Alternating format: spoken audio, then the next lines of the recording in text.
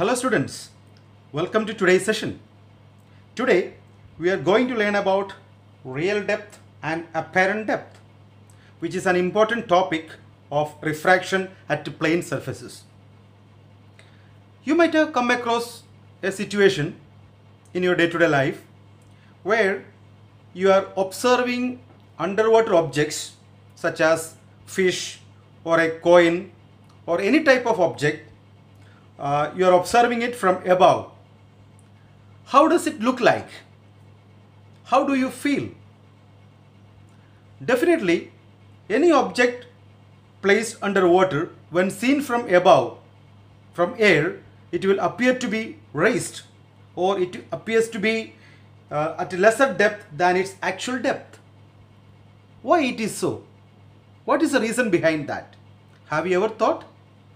The reason behind this phenomenon is refraction.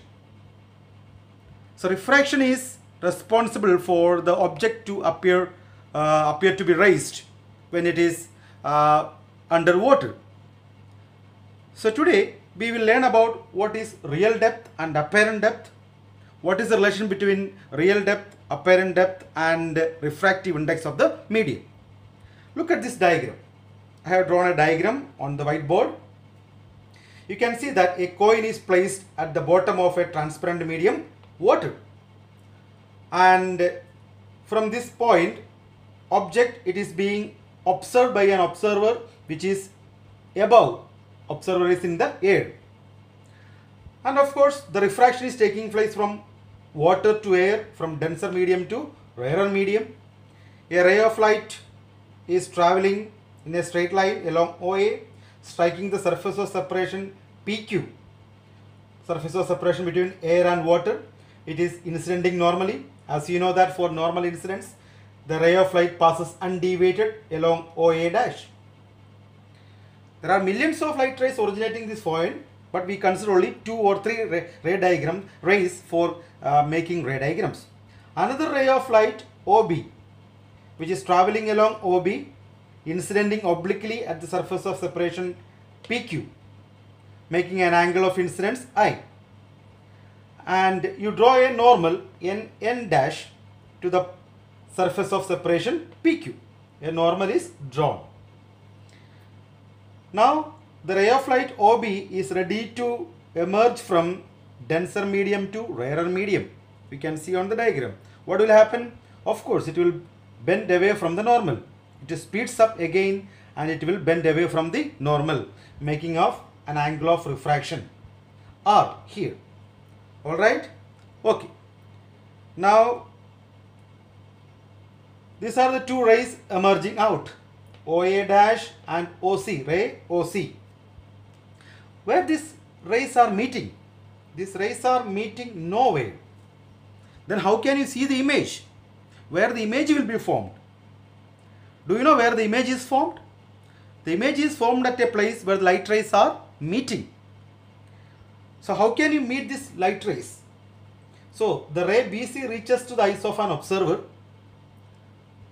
So where it will meet? So it will meet when you produce it backward along BI, and it will meet at the point I here. And for an observer above, he feels that the light rays appears to be coming from the point I. And actually point I is the virtual image of the object. So the object appears to be raised at this point. And O is the actual object and I is the virtual image of that object. So I is the virtual image. Alright. So I can say that OA is the real depth. The real depth or thickness of this transparent medium. I can write OA is the real depth. And for an observer, what is the appearing depth? AI. This is the AI is the appearing depth. I can write AI is the appearing depth or apparent depth. I can write this the apparent depth. Alright? Clear? So AI is the apparent depth and OA is the real depth. Okay. Now let us study the relationship between real depth, apparent depth and refractive index. Now let us try to apply the Snell's formula in this situation and see what happens, what we get after the application of Snell's law. So in this figure, look at this figure, incident ray OB and OBN, I can write angle OBN dash is the angle of incidence, and angle NBC is the angle of refraction. Alright, okay. Now since this OA and BN dash are parallel, you can see that OA and BN dash are parallel, and OB being the transversal line, I can write angle AOB is equal to angle OBN dash, angle OBN dash, that's equal to angle I, because OA and BN dash are parallel and OB being the transversal. Alright. Similarly, IA dash and BN are parallel and IC being the transversal. Okay, IC being the transversal and IA dash and BN are parallel. So in that case, I can write angle BIA dash. What is angle BIA dash? Angle BIA dash is equal to angle CBN, which is equal to angle of refraction. Alright. Now what you do? You consider the triangle BAO, right angle triangle BAO. You can see right angle triangle BAO. So in right angle triangle BAO, you can see, what do you see? Sinai, take sine of angle of incidence, sine theta, sine of angle of incidence. What is sine of angle of incidence? Sine theta, opposite side by hypotenuse. What is opposite side of this angle? AB by OB. Alright. So we are trying to apply Snell's law in this situation and trying to establish relationship between real depth, apparent depth and refractive index. What is sine R? Sine R. Now consider the triangle IAB. We are considering this triangle now. Right angle triangle IAB. Alright? Yes. In right angle triangle IAB, I can write in right angled triangle IAB, sine R is equal to, what is sine R? Opposite side, right? What is sine R? Opposite side of this angle AB divided by IB, hypotenuse IB. Alright? Okay. So we got this sine I and sine R. Now as per the Snell's law, take the ratio between sine I and sine R. Sine I upon sine R is equal to, what is that? Refractive index. Since the refraction is taking place, remember that refraction is taking place from water to air. So refractive index of air to the water, or I take it as medium. Alright? Sine I, refractive index of air with respect to the given medium. Okay, that's equal to sine I upon sine R. That's equal to sine I, that is AB divided by OB divided by whole divided by AB divided by IB. So we are applying this one. So that's equal to AB divided by OB into IB divided by AB. So AB get cancelled. We are getting it as refractive index of air with respect to the medium, is equal to IB by OB. Okay, IB by OB. So we need refractive index of medium with respect to air. So refractive index of medium with respect to air, what do you do? Take the reciprocal of that. Alright. So I can write 1 by mu AM. refractive index of air with respect to medium. Correct? So I can write 1 by AB IB, 1 by IB by OB, that's equal to OB by IB. OB by IB. So this is the refractive index of medium with respect to the air. Okay. Now see, since this point B is very close to the point A, B is very close, this angle is very small, so I can say that B is very closer to the point A. So when the object is observed from the point vertically above the object, so in that case I can write, when B is very closer to A, I can write IB will be equal to IA. Okay, IB is equal to IA. Alright, and OB will be equal to OA. OB equal to OA when B is closer to A. Alright, yes. So in that case I can write refractive index of the medium with respect to air. It can be any medium, okay, water or any medium. So I can write what is OB. OB is equal to, I can write OA, and IB is equal to, I can write IA. IA. Okay, clear? So in place of OB I wrote IA, and in place of IB, sorry, in place of OB I can write OA, and in place of IB I can write IA. So refractive index of medium with respect to air is equal to, what is OA? OA we have already written here. It's nothing but it is real depth. Real depth. And what is IA or AI? That is apparent depth. Apparent depth. So when we applied Snell's law, this situation, we are getting the refractive index of the medium in terms of real depth and apparent depth. So the refractive index is nothing but its ratio between real depth and apparent depth.